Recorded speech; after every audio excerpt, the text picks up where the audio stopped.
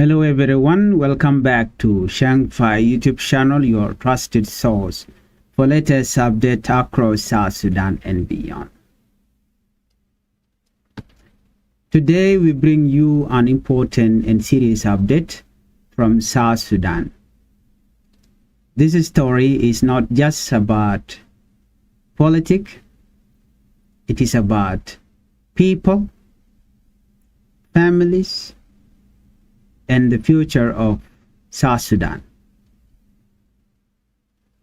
We will talk about three major issues happening right now. First, we will talk about South Sudanese citizens being mistreated and sent back from Libya. Second, we'll talk about a rising political tension over changes to the peace agreement that was signed between President Salva Kiir and Dr. Riek Machar. Third, we'll talk about a very worrying increase in child trafficking cases in South Sudan.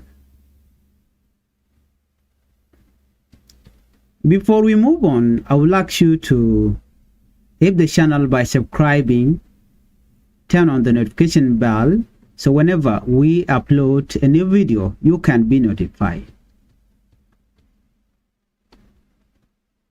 Let's begin our report with South Sudan condemns deportation from Libya. According to the information, the government of South Sudan has spoken out strongly after a report that its citizens were mistreated in Libya. According to officials, many South Sudanese people were arrested without clear reason. According to this report, some were treated badly and others were forced to return home. This includes women, children, and even students. Imagine leaving your country to look for a better life, only to face suffering in a foreign land. The Ministry of Foreign Affairs in Juba say they received trusted report about these problems. They confirmed that a group of citizens has already been sent back to South Sudan after going through very difficult conditions in Libya. Some of them were held in poor environment, others did not have enough food or proper care. This is a serious concern. The government of South Sudan is now taking action. According to this report, the government of South Sudan, they have started talking with Libyan authorities at a high level. They also created a special team to handle the issue through official diplomatic channels.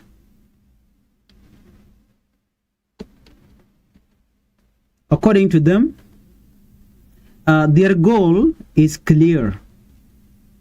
Number one is protect South Sudanese citizens.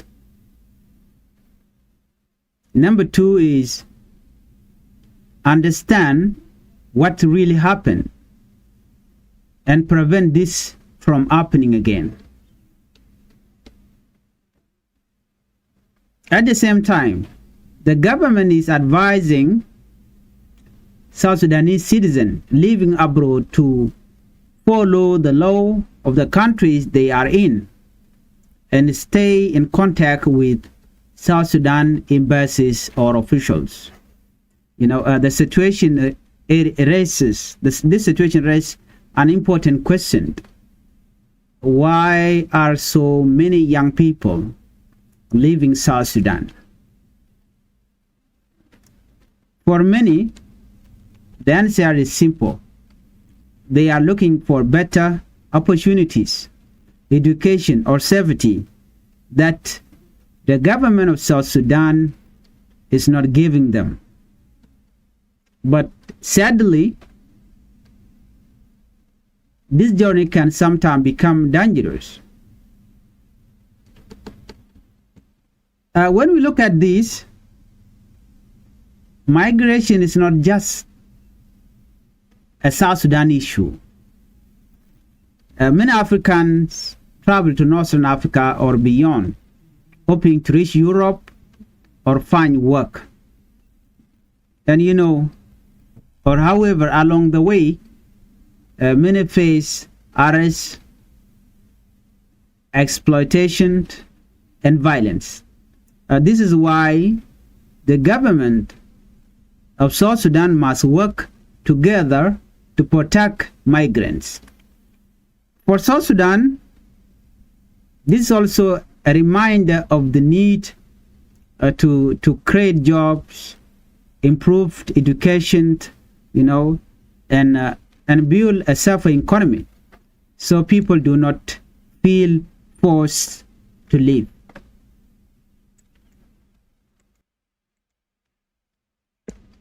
Now, let's move to our second top story: government of South Sudan versus peace monitors. Well, there is growing tension between the government of South Sudan and a peace monitoring body in Juba. The Minister of Justice, Michael Makwilwet, recently spoke in Parliament, and now he defended the government decision to move forward with changes to the peace agreement without fully involving the monitoring body, also known as RJMAC. So why is this important? The peace agreement signed in 2018 between President Salva Kiir Mayardit and Dr. Riek Machar was meant to end conflict and bring stability to the country. But now, disagreements are appearing again. Michael Makwilwet say the agreement has problem. According to Michael Makwilwet, one major issue is that it does not clearly explain how to solve dispute. He said this has caused confusion. Because of this, the government of South Sudan want to make changes. Here is what happened. In December 2025, last year, the presidency agreed on some changes without involving main political party under Dr. Riek Machar. The Ministry of Justice prepared these proposals. They sent them to the monitoring body or RJMAC in January 2026. And the response came late in February according to the information. And the response raised serious concern. Michael Makwilwet believes this delay slowed down progress. Michael Makwilwet also accused the head of the monitoring body of acting alone without consulting others. According to Michael Makwilwet, the chairperson did not call a proper meeting, and decisions were made without full discussion. And according to Michael Makwi, this was not acceptable. Because of this frustration, the government decided to move forward without waiting. In April 2026, the cabinet agreed to take the amendment directly to Parliament. This means the monitoring body was effectively bypassed. So, what does this mean?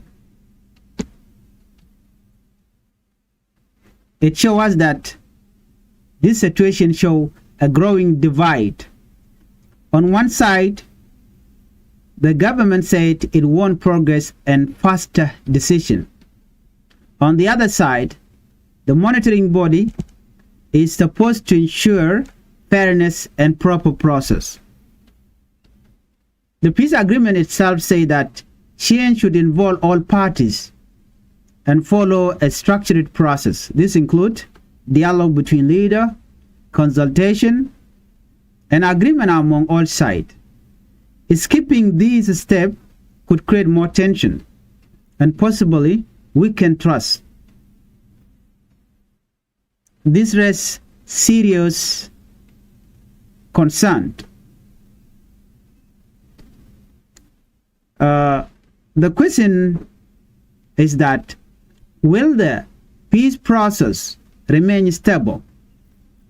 Will all parties accept these changes?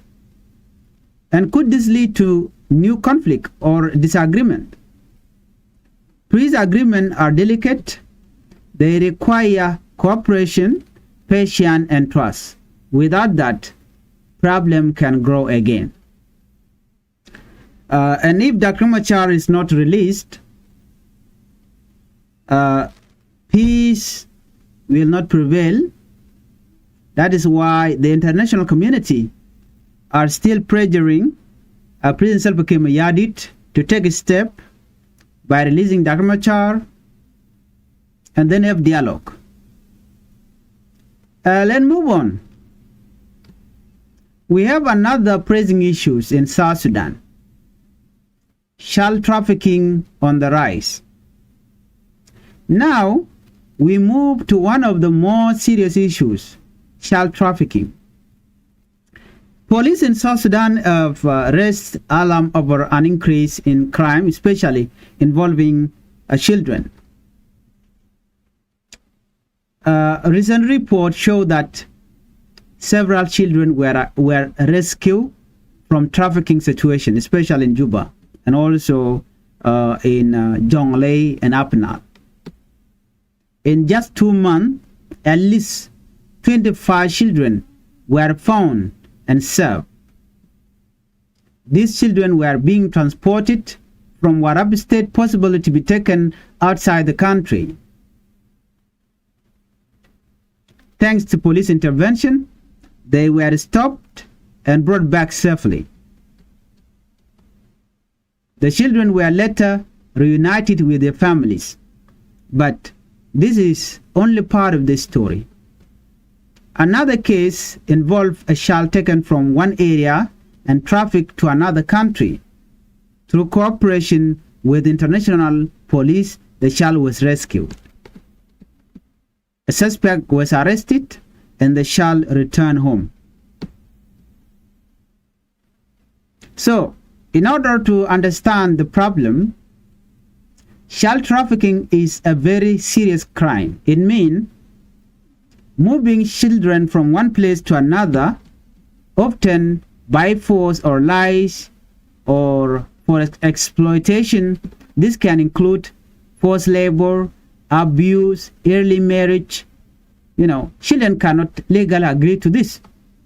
It is illegal under both South Sudan law and international law. Police said many crimes are increasing, including domestic violence, abuse, and sexual violence. One reason is economic hardship in South Sudan. When families struggle financially, stress increased, and sadly, this can lead to harmful situation. Let's understand this. Voice from activists. Human rights activists are speaking out strongly. They say crime is not only illegal but also goes against culture and moral values. They warn that trafficking often starts at the local level. People target vulnerable families and children. Sometimes they promise jobs, education, and a better life. But these promises are false. Instead, victims are exploited. Activists are calling for a strong investigation, a strict punishment, and more awareness in communities. In conclusion here, so South Sudan is facing multiple serious challenges. Citizens suffering abroad, political disagreement at home, and children at risk from trafficking. These are not separate issues. They are connected. They all point to the need for strong leadership, protection of citizens, and unity and cooperation. For the people of South Sudan, the hope remains the same: a safe, stable, and better future. Thank you for watching. If you found this report helpful, make sure to like the video, subscribe to the channel, and share your thought in the comment. What do you think about these issues? Your voice matter. Stay informed, stay safe, and we will see you in the next update. Thank you for watching, and bye-bye.